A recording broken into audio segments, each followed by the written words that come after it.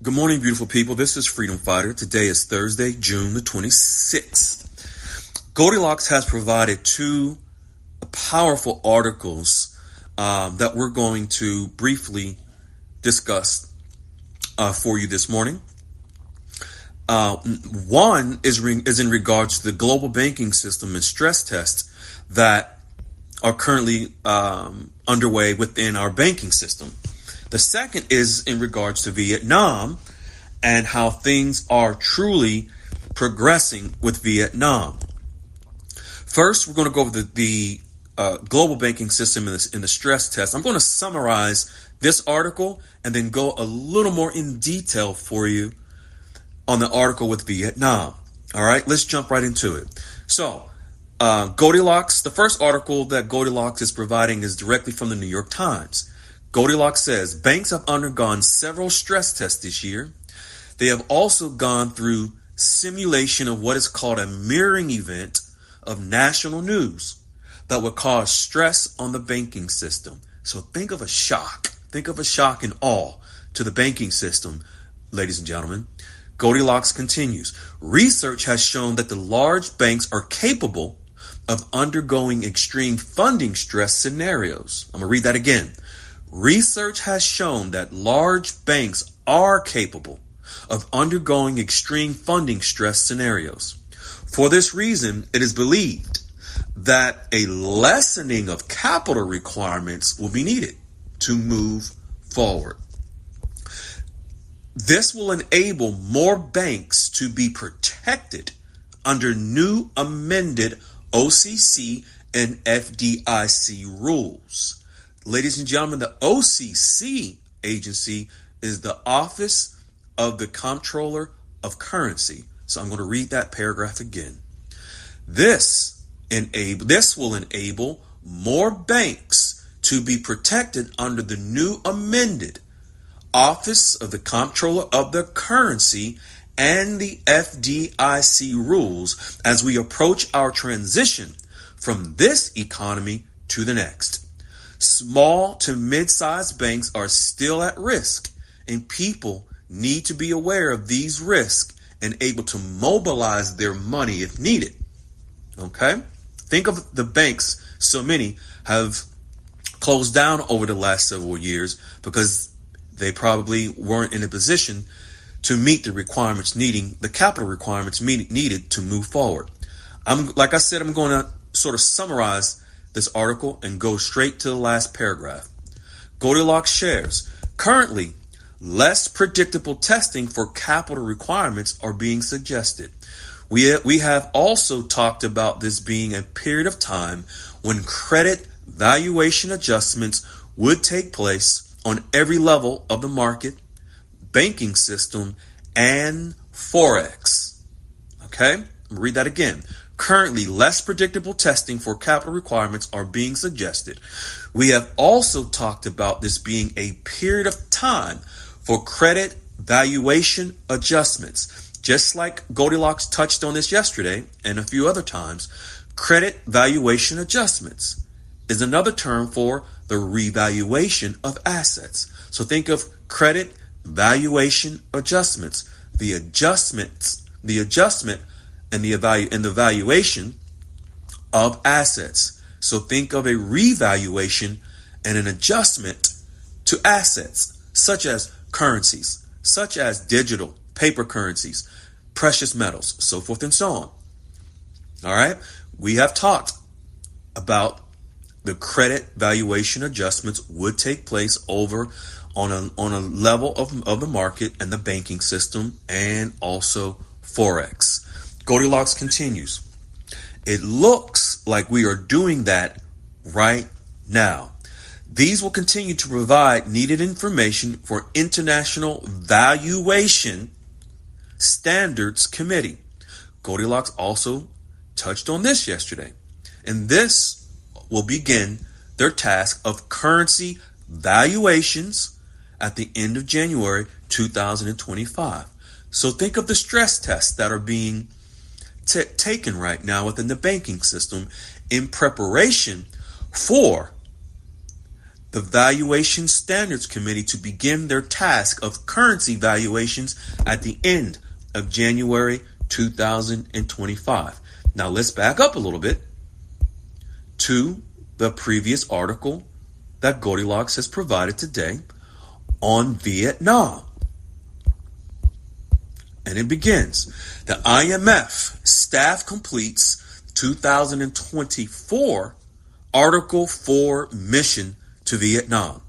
The IMF recommended that Vietnam implement a new wave of reforms to sustain high economic growth.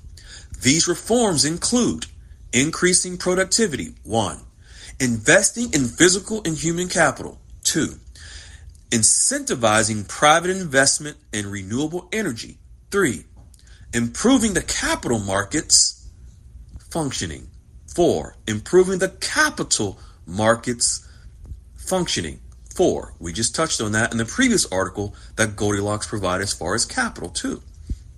Developing a market-based sovereign bond market. 5. Developing a market-based sovereign bond market. Goldilocks has provided an article, and we'll share it below, a few months ago, that Vietnam, by the end of next month, will be moving to a market-based economy. All right, this is all dots connecting short term, moving us into the mid and long term. Goldilocks continues. Let's take a closer look at what a market-based sovereign bond market would look like going forward. Sovereign bonds pay out the face value listed on the bond certificate of the agreed maturity date with periodic interest payments. The credit rating of these bonds, think of Vietnam, we're talking about Vietnam. The credit rating of these bonds are linked to the government's financial reliability. This is very powerful that I'm going to share with you this next sentence by Goldilocks. Goldilocks continues. However, exchange rate fluctuation can be a source of currency risk. But in the case of Vietnam, this is why increased exchange rate flexibility in tandem with further modernization of their monetary policy toward inflation targeting would help Vietnam manage external shocks. I'm going to read this paragraph again, and I want you to listen intently. And then I'm going to share with you at the bottom of this audio is another supporting article by Goldilocks previously, and you'll be able to connect the dots. I'm going to read this paragraph again. The credit ratings of these bonds are linked to the government's financial reliability. So it's linked to the reliability of the government of Vietnam. However, exchange rate fluctuation can be a source of currency risk. But in the case of Vietnam, this is why increased exchange rate flexibility in tandem with further modernization of their monetary policy. So this is the modernization of Vietnam's economy. This is where on June the 19th, for example, and we'll share that article below, where Goldilocks shared the article on June 19th, where Vietnam announced directly from the Vietnamese, one of the Vietnamese news sites, Vietnam transitions to a cashless society. They have transitioned to a cashless society. Is that not modernization? In that article that Goldilocks provided, also it states that 79% of food and dining establishments in Vietnam are cashless. 79%. The majority of Vietnam, their food and dining establishments are modern. They have moved to a cashless society. Below that article and link by Goldilocks will be provided. I encourage you all to take a look at it and connect these dots. The next paragraph by Goldilocks says this. In other words, Goldilocks says, Vietnam was encouraged to to have a flexible and or floating exchange rate that is determined by the market forces of supply and demand. As the demand for a currency increases relative to the supply, that currency will appreciate as is expected for Vietnam.